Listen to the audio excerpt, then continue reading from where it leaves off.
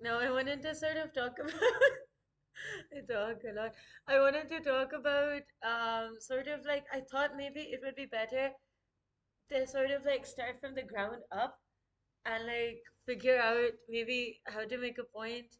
This might be a longer video, and please, please bear with me and excuse that I sound whatever. I'm not a professional person, talking person. But basically, I thought if I started to like build up my point from some elements of the ground up, it might make more sense from another angle, and just in case I didn't convey a lot of things right because I just picked things up from the middle. Okay, so I wanted to start by talking about um, um, listen, listen, um, reality, and then build from there. Like I don't know, this isn't structured. When I'm looking down, I'm not reading notes. I don't make notes because I've spent years like writing these things again, not like professionally or like what's that? So like it's a lot basically. But I don't make notes. I just I'm looking down because I'm fidgeting. You know, I'm usually like fidgeting with something and I'm looking at that while I'm talking. So I don't have notes, etc. But I thought maybe one way that we can approach it is to start with experienced reality and build from there into how I think the civilizational model fits in, and then the errors of the civilizational model, and then sort of, that kind of thing. So basically, but I just don't know where to start because I talk about duality. No, because one could say, but why does it matter? Oh, whatever. I have tried to work through that, and I wanted to share that part. Basically, but I just don't know what starting point to begin from.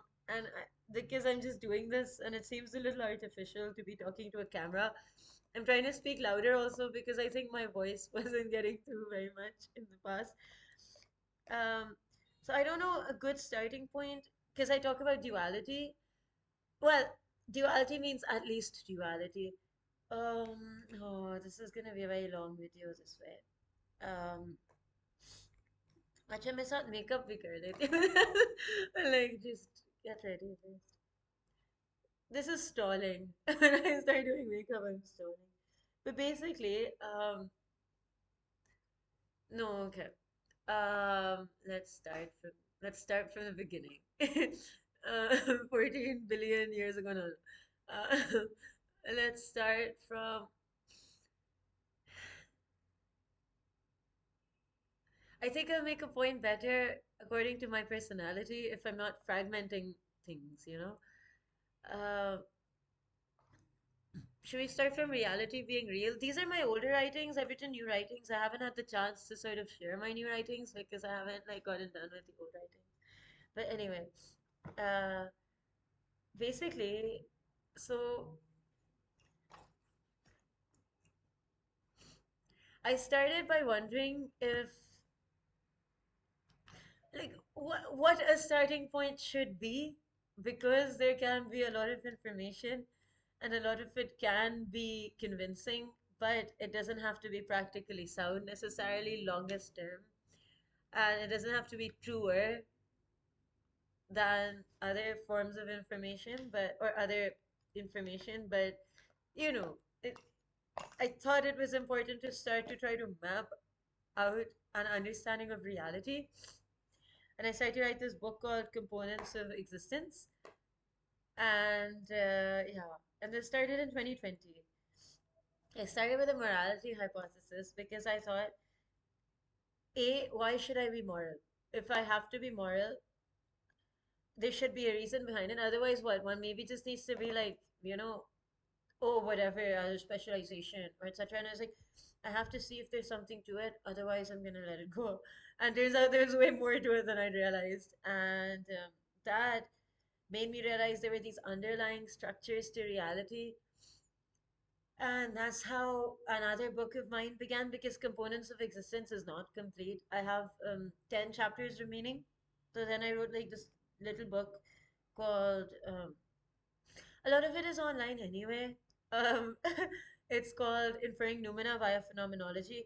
And what I realized was because I really like how Kant writes, what I liked about his writings, or what I understood of his writings, was that the part where he talks about interpreting whatever is interpreted, if I understand this correctly, through a lens, right? Through like these inbuilt lens.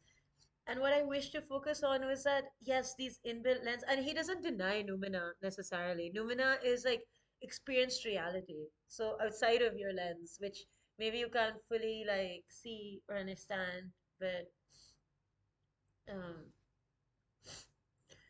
but you do experience. And then I try to justify how it is that we do experience it, even if we're in some dream or simulation realm or whatever. But okay. Um, okay. Basically, from there, I felt like I wish to share that it is true that what I experience is going to be through my lens or through the inferences of my lens. So let's say the visible color of the spectrum of light, you know? But, okay, no, I'll try to focus. But there are, there is something that's outside my full conscious control that manifests, that emerges with some level of patterns too. And enough about it can be inferred to say that, amongst other things, alongside my interactions with it and my observations of it, there's some sort of a map that I can start to make regarding what this noumena is, even if I'm not able to fully understand it. So, if that makes sense. So, like, I wake in this reality and then I'll eat something and then it'll feel good to me and I realize this is healthy for me, but then I realize later, no, this damages my health. And then I realize, no, okay, this might not feel very good or this does feel good, but this is better for my health. And a pattern emerges of understandability more than before, or like, oh, there's a tree there. Turns out if I interact with its bark a certain way, I can even get fire, or firewood out of it. That's interesting. Or if I just say I want to fly, I can't fly. But okay, maybe turns out there's this thing called like science, which is a discovery of laws of reality. And when I start to some laws of reality, and I started to explore that, I can actually make a plane. And then I started to realize, okay, so and I don't have full conscious control over the reality that emerges. And I also don't have full conscious awareness of what might emerge, as evidenced by my being, let's say, young growing up. On average, a human being who's like lived to a point, maybe they can watch this video, for instance. Or like I'm saying, at least humans. Sorry about that. Okay, at least humans. So basically, I don't have full conscious control over it because if I want this wall to disintegrate, it can't disintegrate. Like just by my willing it in this moment, saying I will you to it doesn't work that way. But I can realize, oh, actually, but it's a roof, and outside of that roof, like it's holding together, let's say, a roof, and outside of that roof is a sky, and there are patterns there too. And understandability towards that can help me even understand, oh, ideal sun conditions for, let's say, my health or living, etc. And this reality has surprised me with information, so I might have my imagination or I might be experiencing things, but then I have to understand sometimes the rules of this reality itself. So, like, if I'm just gonna walk into water, I'll probably drown. But if I learn, okay, avoid walking into water, but like, or maybe learn to swim, it's like, okay, well, I can navigate this now. Or suddenly a pleasant surprise emerged I couldn't have anticipated in my imagination, even. Oh, trying this food, or the experience of I haven't had a child, but like having a child maybe, or like love, or even hurt. Like there's these experiences that, in my experience at least, unfolded with time, even hurt. I didn't know I could feel pain like this. And yet, so then there's these pleasant experiences that surprised my conscious mind. There were unpleasant experiences that surprised my conscious mind, and paths that emerged that said, okay, this is a dead end, this is it, but I can walk around this wall, and oh well, there's a street here, and oh, now there's a trial, and my reason at the moment is not helping me understand how to navigate it. But given, let's say, time and experience, I can either learn to adjust to it, or I can learn to find a way through it to the point that I can even get to a stage where I can begin to understand aspects of reality in various domains, be it health, be it civilization, be it science, or be it my well being, be it experiences, so that I can navigate and begin to curate to some extent my experiences, and I can even begin creating things within this reality. For instance, I can write a book and have and print it. I can build a car. I can build a computer. I can make different meals from natural ingredients or refine natural ingredients. And so something about this reality starts to emerge that's out of my full conscious control immediately, but given time and like some level of average ability for a human being, allows either adapting to it or navigating it or even building or creating within it or being able to manage experiences more than before or optimize your life or your experiences more than before.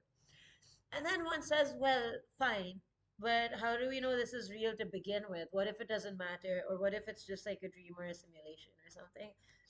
And to that I say, it's very possible, but uh, in some ways that becomes not very relevant to navigating, executing, and interacting, and even interacting with, and even understanding this reality.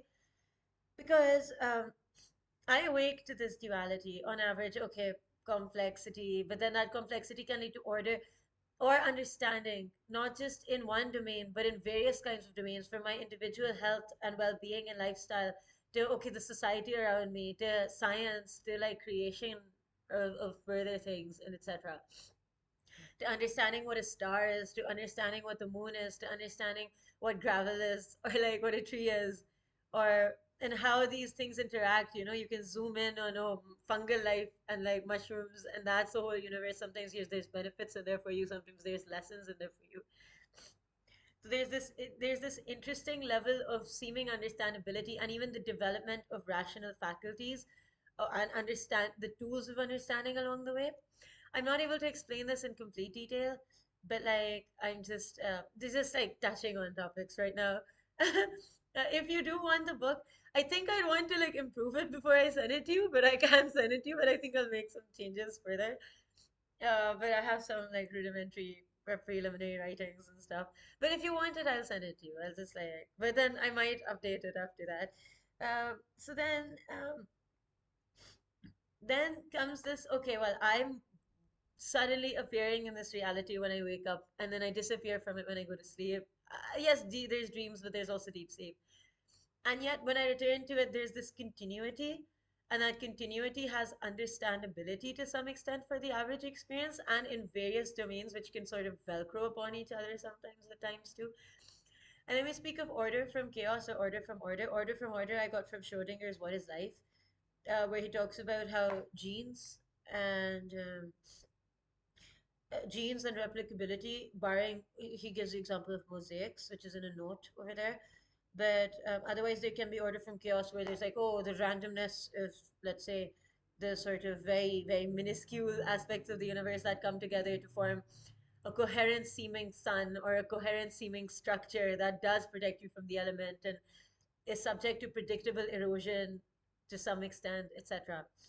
And even if one says, okay, well, there's randomness in the universe and it's all chaos and it led to this orderly universe just by chance that we exist in, well, it did lead to something orderly and complex and even to some extent understandable. So that's an interesting point, regardless. But even if I am in a simulation or in a dream, and I call the simulation, like I said, Plato's potential simulation, like Plato's cave. But if we are in something like that, or in a dream or an illusion or etc., there is still, okay, we're gonna get to the next point which will explain this point, but I still experience duality outside of my complete conscious control to increasing understandability, navigability, and experiences or explorations that can expand my reason beyond prior reason or validate my reason beyond what prior reason could have validated.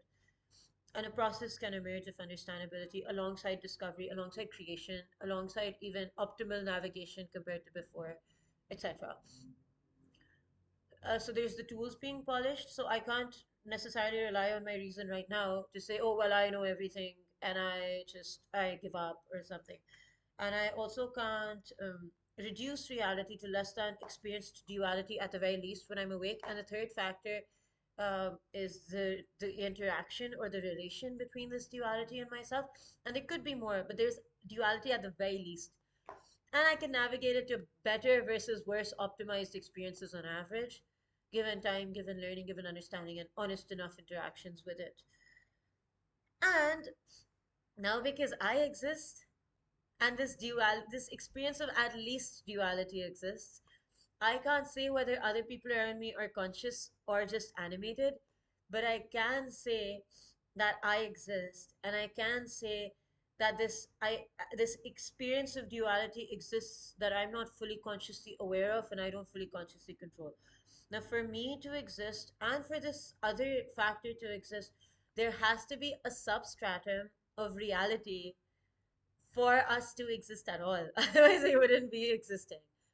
In that, my overlap with reality is direct, even if I'm in some simulation realm, in an illusion realm, in a dream realm.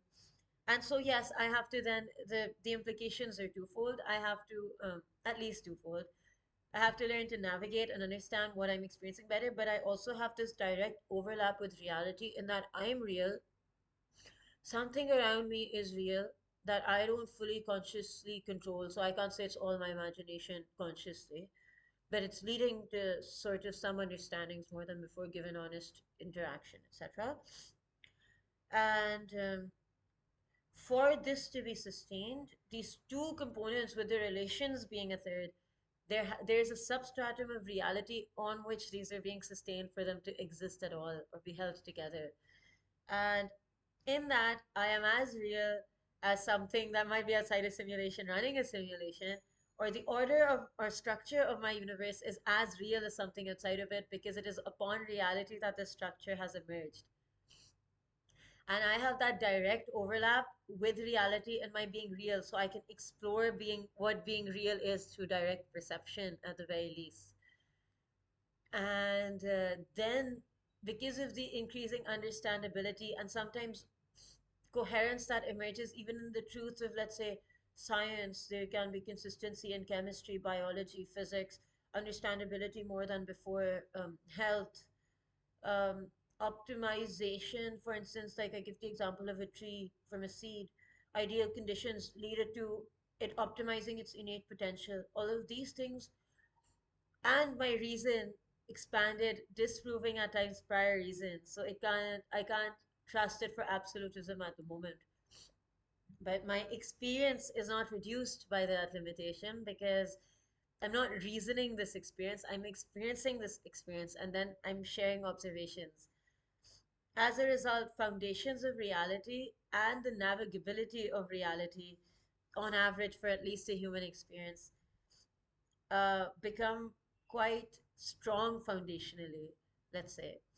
And upon this, I start to notice a few things.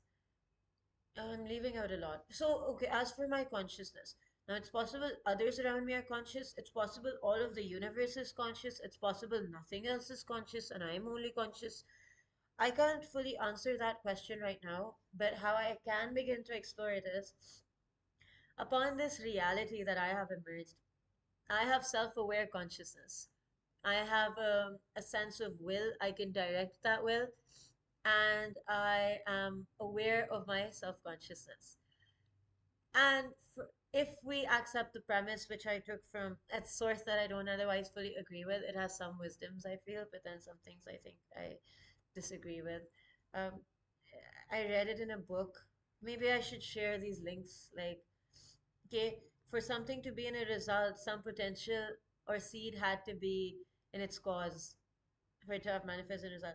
So for reality to be able to be compatible with and hold my consciousness, reality had to be compatible with components of consciousness or aspects of self-aware consciousness for it to have manifested even through me. So consciousness then, whether or not it's in others, which I can't verify or confirm yet, but we're building to these things, goes deeper than me in that it is also a part of reality as a result of which it's manifested in me. So consciousness is not contained or constricted just to me, it's not isolated to me. It is a part of reality of which I'm a part. And yeah. And then that was sort of how we established these foundations. Then I don't wish to go into detail about this right now, but we also established, okay, moving forward beyond that, what about belief? So we established how atheism, not just in not believing, but also in lacking belief, or agnosticism with unknowability, were incomplete stances, even logically, rationally. And if you say rationality can disprove prior rationality, no, because observably this conclusion is reached, whereas atheism takes in, or agnosticism with unknowability take into account fewer variables than this conclusion does. And this is, there is more about observable reality that has to be ignored for atheism to be justified than there is to be, let's say, not incorporated for this to be realized. And the more variables you realize, the more this stance is legitimized. If you'd like me to go into detail regarding it, okay. Because of these patterns that have emerged and my not knowing how I come into existence or don't come into existence, to say even an absence of belief, to claim even an absence of belief when there's the category of unknowing without unknowability is too far a stance, because you've already gotten to a conclusion of an absence of belief as opposed to unknowing. And I don't think it's possible to move past unknowing, although in some cases belief might be possible experientially. So it can be the case that, okay, you believe, maybe you don't know how to fully rationalize or explain it, but your experiences have showed you, but you believe. But your experience cannot show you that you can have an absence of belief. Your experiences can only go as far as to show you you cannot know about belief or not, based on some of the points I've raised earlier as well. And then this is a thing that I don't wish to like go in on deep, but I just, it was interesting to me that discreteness has been as common to the human lived experience as classical reality. Not only do we blink on average, like almost all humans, nearly 99 to 100%, as far as I'm aware, but even in terms of this, us having, let's say, a natural sort of sense of sleep. So nearly every human, there are a few cases that said they had different experiences, but even they experienced natural sleep. I think Al Herpin claims he never slept, but even he says that he had natural sleep up to a certain point. Ty Cook and then Paul Kern, and a few more cases potentially like that in history, who said after a while they lost the ability to sleep. But sleep, I don't think I've come across the case yet. Even Al Herpin, it's like some interpretations say that he never did, but some interpretations do say he stopped after a while. They've experienced naturally the function of sleep. And when sleep, what happens is your stream of experienced reality shuts off to an absence. Yes, there's a dream state in between, but then there's also deep sleep. And then to a sudden return of reality, whether it's in streams, okay, my eyes are opening, but I can hear things first, whatever. Reality has emerged as a picture, like completely for you. And so, discreteness and classical reality have both been a part of our experience. And discreteness was not a surprise because of like, oh, quantum, the quantum world or quantum discovery, etc. And then that made me wonder. That made me wonder if there was something about consciousness that. But then again, I don't know. This is just. This is just. I'm just exploring things. Consciousness had an overlap with some level of like quantum reality for that to manifest in a way that you don't see in classical reality, or like aspects of it. But I don't know. I don't know. This is just fun, like etc. There's more aspects to it, like awareness, etc. But I'm not gonna get into them. I also wish to talk about how there's a gap in physics or axioms of physics, in that we have to look at our observable reality, and then one can say yes, but it has to be quantifiable. But then I gave the example last time of like Faraday, where Faraday was not necessarily using mathematics to explain himself, he was using observation and experiments. So it's possible, yes, that you have some sort of mathematical proof that can validate something existing in reality, through which then one can do experiments and then one can see, oh yes, this does exist in reality. But in the absence of that, given, let's say, Faraday's example too, I don't think it's fair to ignore observable reality and try to mystify consciousness beyond the extent to which it needs to be mystified. In that consciousness, in, let's say, an average human being has like experience, is observably able to exert influence over other natural physical forces. So in a sense of, let's say, take my example or an average person's example, who can breathe, for instance, or let's take an example of someone, just for simplicity's sake, who can stand up. So if I can stand up, um, upright, because of my consciousness willing it or whatever, I am able to resist the pull of what manifests as the gravity of Earth upon the body that this is.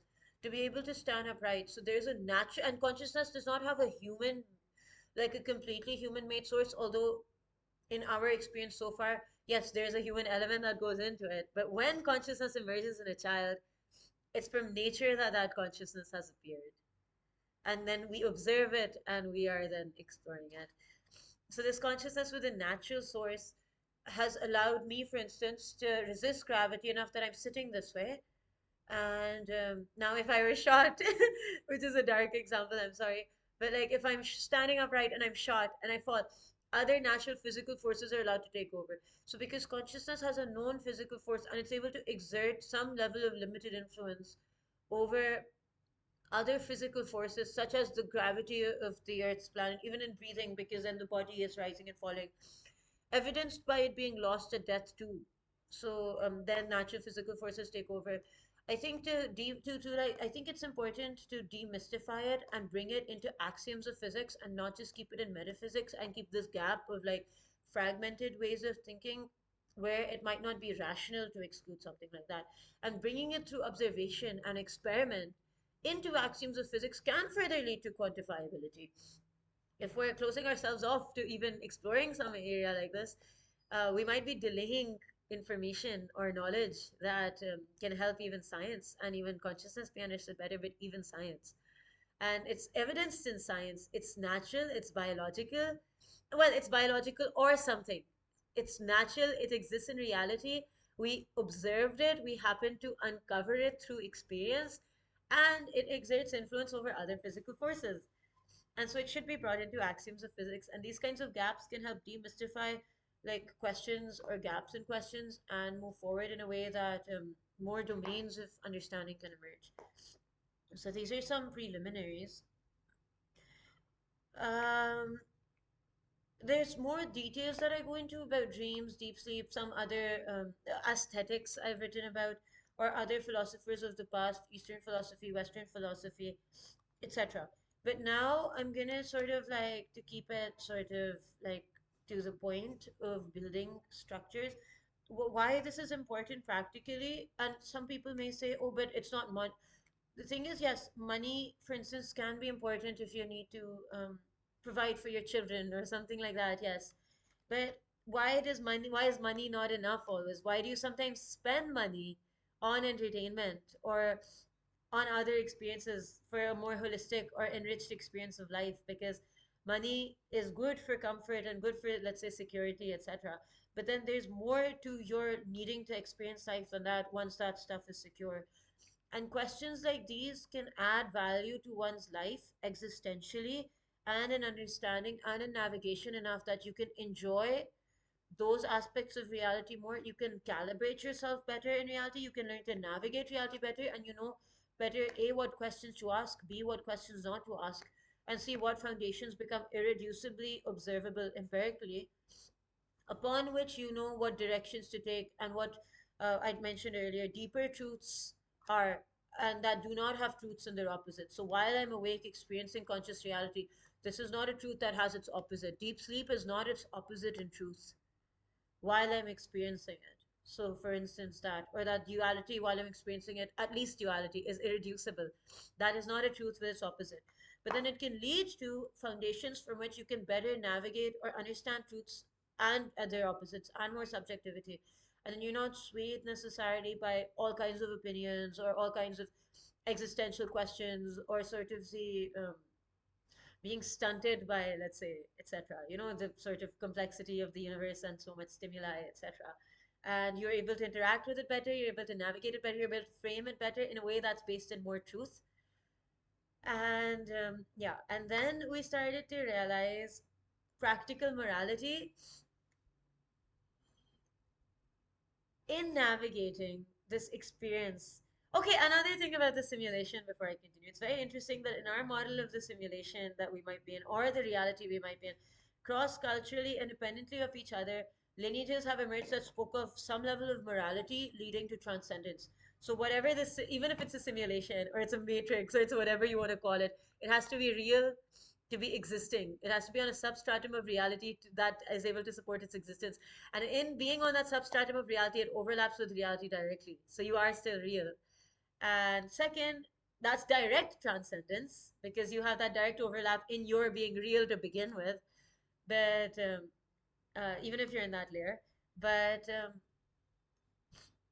it's interesting to me that there have been these saintly lineages or religious lineages, etc., that spoke of some level of morality, and that morality, um, yeah, sorry, that morality can lead to transcendence. So there have been saints that independently of each other, or prophets or holy figures that spoke of some level of morality, and there's some overlaps in the areas that they claim led to some sort of self-calibration of your like brain, of your body, etc., towards wisdom emerging and understanding of this duality and this reality and etc., or at least duality, in a way that you were able to transcend what the mundane might be, or what sort of the material understanding of reality might be, or just the material understanding of reality might be.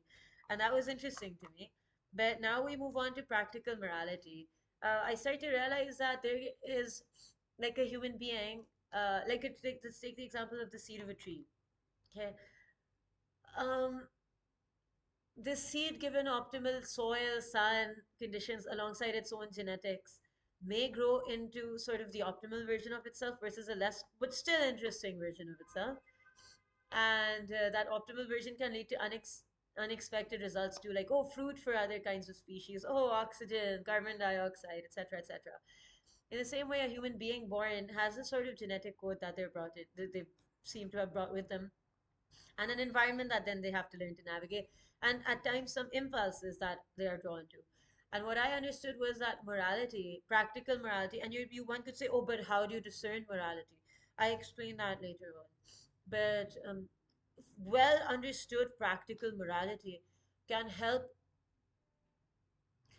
in noise distortion reduction. So there can be a lot of paths around you and they can all seem fine, or they can all seem good, or they can even seem to have results, especially certain kinds of specializations. But well thought out practical morality can help you with noise distortion reduction so that you don't take lesser ends or more dead ends or incomplete paths, which the end to which can be some results, but then you have to like live a distortion trying to sustain those results, versus a path of, let's say, natural calibration and actualization within the highest possible path for the highest possible optimization of yourself and your experience of reality and what you get out of reality. Um, and in order to, okay, in order to not compromise on this calibration or not take a path based on limited rationality, so noise distortion reduction will help you discern, okay, this is a good way, this is maybe not the best way. But beyond, or the chaos of what's going on around you, this is a nicer way, this is a worse way. This leads to, let's say, more nourishing, actualizing potentials that are more sustainable. This can lead to specializations and even high returns, but it doesn't seem to have led to answers beyond that for that person necessarily. So they still have to contend with, let's say, death, illness, old age, and their answers, that the answers that become available to them get limited to what they've chosen as their compromise, and then they have to stick to some sort of distortion to be able to hold that together and to keep that from falling apart. Whereas, interestingly, moral paths can also lead to good ends for you. So you can also get like even material ends, but other ends, but societal ends, and yet you are less likely to fall into certain kinds of troubles. A, B, even if it falls apart, you can organically rebuild it, with more coherence and stronger foundations. And C, you are not sort of jumping through hoops, sustaining a distortion of some sort of deception or lie to be able to hold that together while you are working hard or etc to sustain what it is. So you're more organically sustaining it while you got potentially all the results that the others do too. And then you're open and you have an openness with a lack of fear or defensiveness or like barriers that you need to have that are sort of artificial to be able to calibrate or actualize into further potentials. So your inner capacity is allowed to actualize to its higher self and best self. And then there's that little hint in those paths that independently emerged cross culturally of, oh, moral path leads to certain kinds of calibration. You can understand those things better too, potentially. And in that, how to go about that, there were two components. One was secularly demystifying the Enlightenment process, which is one thing I attempted, which is to see historically various sources that emerge cross-culturally, independently of each other. For instance, the Buddha or saints, be they Christian saints, be they Hindu saints, be they Muslim saints, be they secular saints, who claim that, okay, certain kinds of morality and meditative practice to be able to sort of calibrate into reality and allow your brains and neural patterns calibration into reality while, let's say, duty is being completed, ethics are being completed. So if you have an impulse, you follow it in the ethical way or you wait for an ethical way to follow it. So you can have your desires and you can follow them, do it the ethical way. Or if you don't know what you want to do, okay, well, you're probably born into some set of duties and some set of etc. Sometimes your duty can just be get yourself that glass of water when you're able to take care of yourself. Sometimes your duty can be some responsibility that you have. So you keep those things. You try to be true. For instance, interact with reality in a truer way versus not because you are true in existing. Reality is true in showing itself to you and proving itself through, let's say, sciences, where it says, you give me these mathematical inputs or you give me this formula and I'll give you results. Um, and then you start to also like see how you can optimize your life or your emotions more than before towards higher decisions versus not. And simultaneously, some sort of meditative or prayer practice towards some sort of highest ideal, a highest unknown. So you say, okay, the highest, I'm not going to put limits on it based on my rationality, but I'm going to calibrate, even if it's a few minutes a day, by getting my body in order, getting myself in order, my mind in order for my neural, my ancient technology that's this brain and body, to be able to calibrate towards higher while I continue living, etc. And the second thing was through observing what aspects of morality, practical morality, led to higher evolution. So some might say, oh, there's deception in nature, there's scamming in nature, there's like poison ivy, or there's anim. Yes, but there's more than deception in nature too. There are even ant hills in nature. There's even social bonds in nature, and there's shelter in nature. Then there's like harsh conditions, but there's also shelter in nature, and there's innate capabilities to also preserve, calibrate into what exists in nature and preserve and secure structures better and then actualize from there. And we're human beings and we have seen. So I gave this example. I don't believe those who say, oh, be deceptive and scam. That's no, I think that's limited rationality, deciding again that you've compromised to a distortion and that's all you're going to be. Whereas there have been even reforms in history through like leadership or through some sorts of, decision making or the bottom up sometimes from people that have led to better. So we realized actually, if an average human being or even an animal, certain species of animals are allowed better regulated environments where they still have to take responsibility, better regulated environments, better results can emerge, even to the point you can form bonds with other species, not through fear, but out of some sort of mutual respect and love and like kinspersonship. Or a child on average given better conditions versus worse responsibly can actualize into, let's say, on average a better citizen or a better person or a more regulated person with less damage that needs to be resolved than a child that's had a disturbed childhood no matter what resources etc they may have had. And as long as there are enough cases of that, yes, there will still be outliers, and some will be biological, some will be environmental. But if we're allowing sort of civilization to get healthier with a sense of responsibility, without naivety, etc., and have a healthier chance to come into this reality and navigate this reality, be it an animal, be it a human being or a human child, we have the chance for more stable societies and outcomes that then integrate into this reality better that emerges, that has its rules. For instance, there's planets, there's stars, there's animals, there's nature, there's climate, etc. It can understand those better, and it's creating less distortions its own self, so that it's able to navigate the challenges of reality and actualize what potentials and presence reality has for us better, and integrate into this reality better, and optimize like more sustainable sort of futures, etc., for itself longer term, while then there can be healthier containment of outliers. So if there are biological, etc., outliers, because there's more coherence to the rest of society, not in a forced way, not in an artificially imposed way, but in seeing how nature with better regulation can allow for even your dog or your cat or an animal to be able to act differently or be differently or even be of use differently or even do its functions better than an animal or a human that's afraid or that's been dysregulated or that's been forced distortions, etc., upon it. And that's why those that say, oh, but distortion, etc., it's good not to be naive, but that's a corruption and an unnatural sort of like destruction of values towards less than what our potential allows and expects. And that's not a smart way to be. And that's another justification for practical morality. And so, as to how to discern practical morality, A, you might have a lineage of your own that you respect. It could be your culture, it could be your religion. Look for its teachings in its highest forms.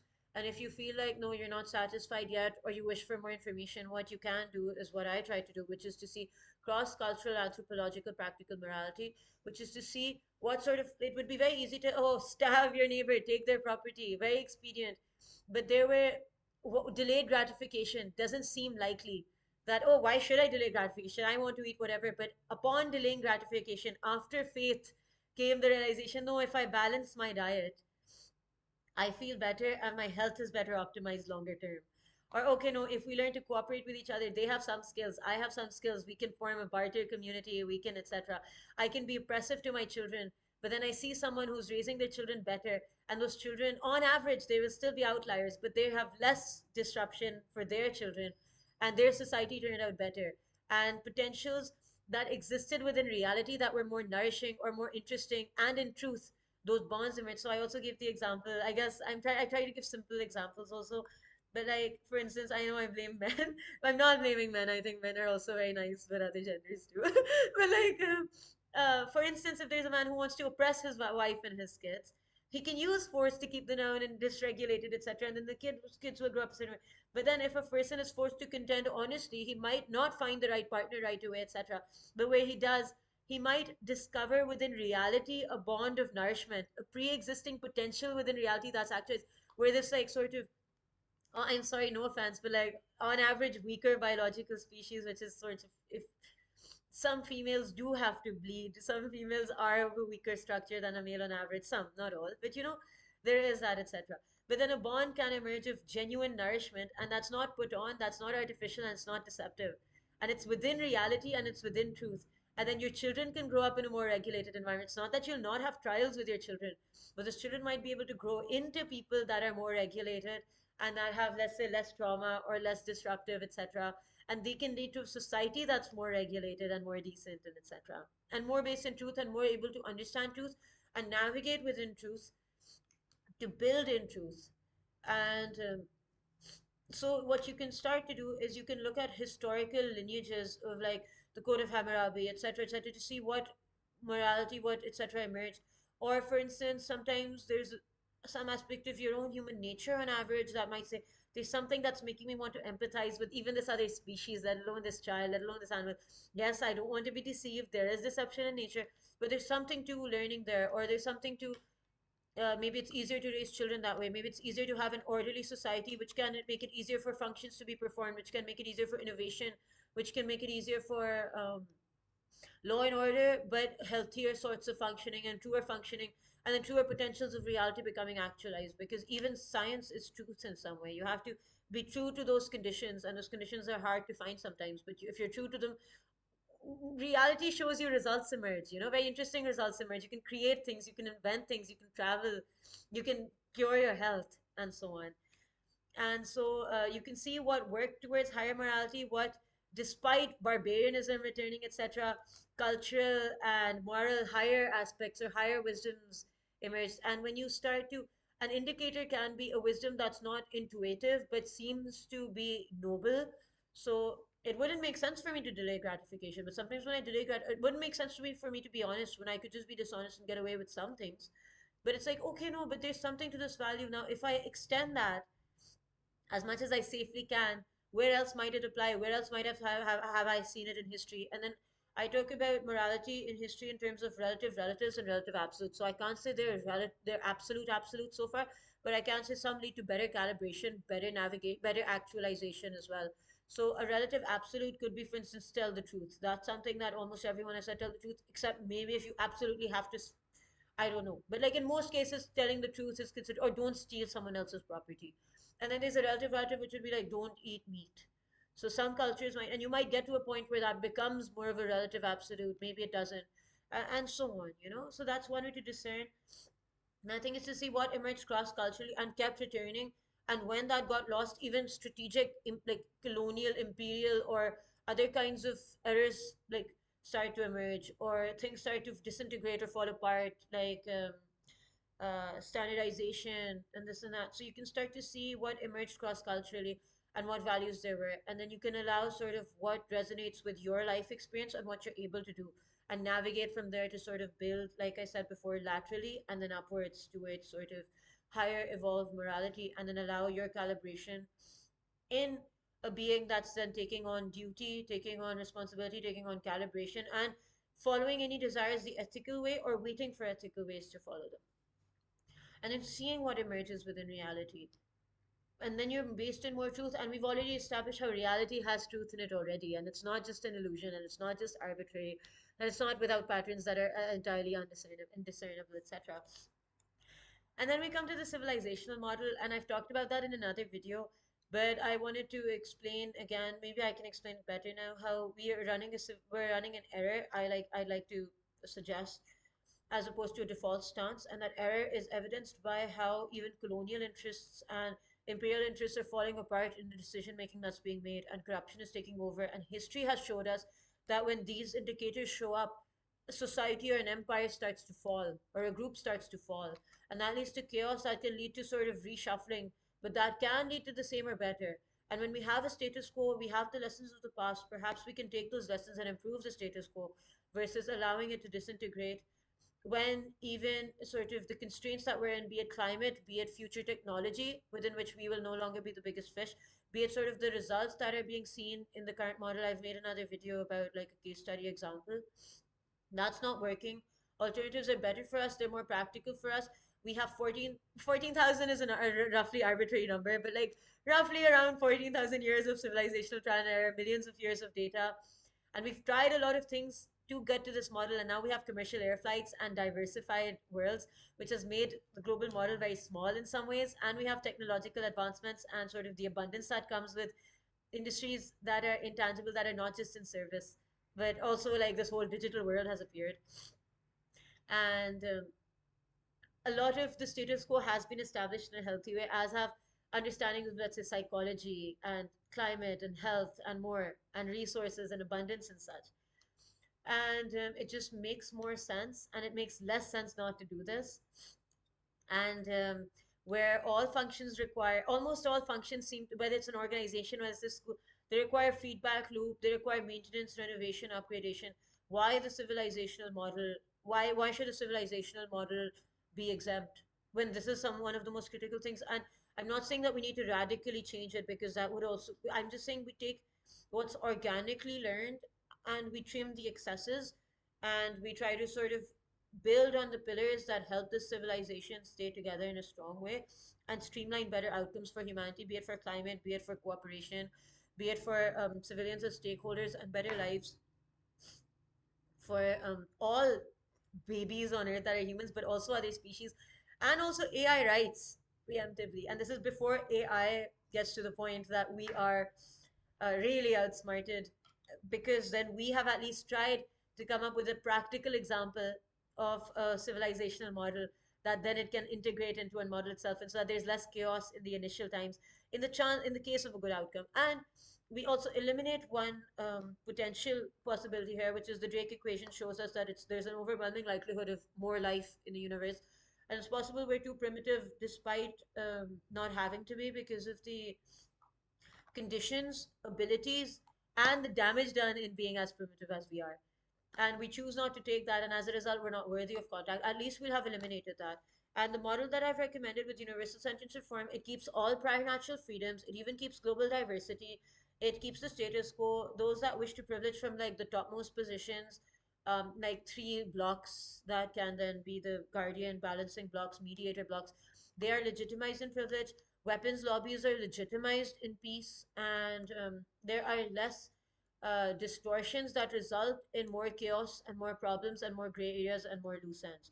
So it reduces loose ends and embeds what remains of loose ends within reducing loose ends by correcting errors, basically. So it's like a background running software, antivirus, it's that kind of a thing. Um, if a blueprint is made in a good enough way, it can be foolproof and it can be without corruptibility. And I gave the example of Israel, which showed diminishing returns turning into backfires within decades, so that the West is in the weakest position it's been in, despite it being ancient, despite it having done a lot of things, and strategic errors built up over time to damage their colonial, imperial, and religious interests because of Israel's blunders, because of Zionist blunders. And that's the blind spots of corruption. That's what it can lead to. Whereas today's Singapore, today's modern China, China's also made mistakes, but modern China and other examples like these, Japan, have shown us that you can succeed in the civilizational model without needing to do, etc., or as much, whereas some gray areas would remain. And the West had advantages that had to be squandered by sort of this bad mentality of poor strategy into trying to do corruption, etc., through the Zionist model, which squandered what advantages the West had compared to its competitors. And that case study is in detail in my writings and elsewhere, etc. Shehrazad.substack.com, and my Instagram has some points too. And I'm completely unaffiliated. I've never been with any organization. I have no secret agenda. I have no secret organization. I'm not profiting off of this on any level. My work is there for free. And again, this is just as a global citizen, this is my right and my responsibility, and you're free to like add to it, but it has to be game free. So we leave this one component game free, and I just felt like we will never be sort of the most dominant species as much as we're aware, because what's more dominant is reality and sort of the universe. So a meteor can be more dominant, or like nature can be more dominant.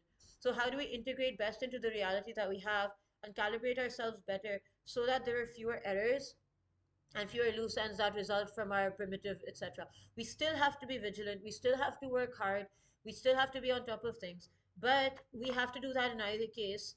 But we can also prevent sort of or reduce the errors. It's not going to make wars Im- like it's not going to eliminate wars, but it'll make wars less, and unnecessarily there will be fewer issues, basically, and fewer loose ends that cause damage. And weapons industries and naivety would not result, because I gave the example of all places will need to balance each other. That's why there's going to be three.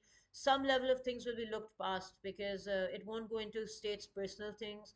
It wouldn't look into sort of some little gray areas of their playing games with each other. They have to balance that within each other themselves. But the extreme excesses of like civilian cruelty, etc., etc., um, or like playing games or distortions to some level, and that can be pre-decided publicly without any secret sort of caveats, etc.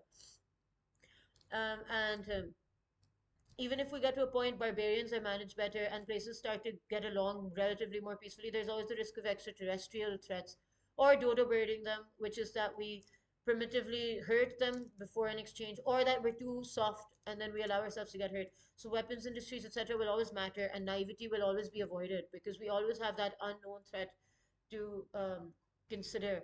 And then simultaneously, we can start to develop like let's say health or climate regulation or human regulation, not regulation, but in sort of natural like responsibility and etc. in a way that we can also make ourselves like go beyond this planet, for instance, or um, uh, and then we take these laws there too, because these are learning curves of history. It can and does make more sense than its absence, basically, is what I'm trying to say. So yeah.